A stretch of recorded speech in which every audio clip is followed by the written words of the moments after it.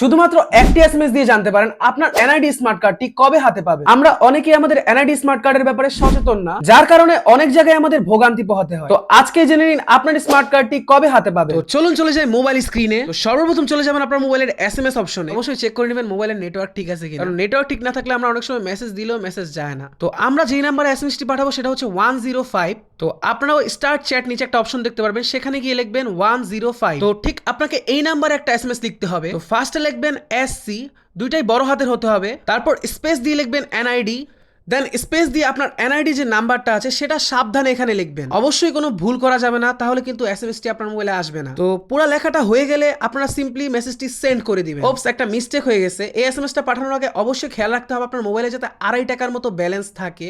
Minute থাকলে কিন্তু চলবে না। তো আমি বিকাশে গিয়ে রিচার্জ করে ভিডিও বানাইতে বসছি, আমার নিজেরই খবর নাই যে আমার মোবাইলে ব্যালেন্স নাই। যাই হোক, আমি এখান থেকে মোবাইল রিচার্জটা করে নিই। আর আপনারা অবশ্যই এই কাজটা করার আগে আপনার মোবাইলে 2.5 টাকার মতো ব্যালেন্স রাখবেন। এখানেও খুব সুন্দর সিস্টেম, 20 টাকার নিচে রিচার্জই করা যায় না। আমি তো পারলে এখানে 5 টাকা রিচার্জ করতাম। যাই হোক, আমি আমার রিচার্জটা সম্পন্ন করি। খুবই হাস্যকর ব্যাপার, ভিডিও বানাইতে বসছি আর আমার নিজের মোবাইলেই ব্যালেন্স নাই। যাই হোক, আমার রিচার্জটা সম্পন্ন হয়ে গেছে। এখন সরাসরি আমি চলে যাবো এসএমএস অপশনে। তো এই এসএমএসটা একটু চেক আউট দিয়ে দিবেন ঠিক আছে কিনা সবকিছু, তারপর সুন্দর মতো সেন্ড করে দিবেন। এই যে এখানে লেখা উঠছে দিস মে কস্ট চার্জ, মানে কিছু টাকা কাটতে পারে। তো অবশ্যই 2-3 টাকার মতো রাখবেন।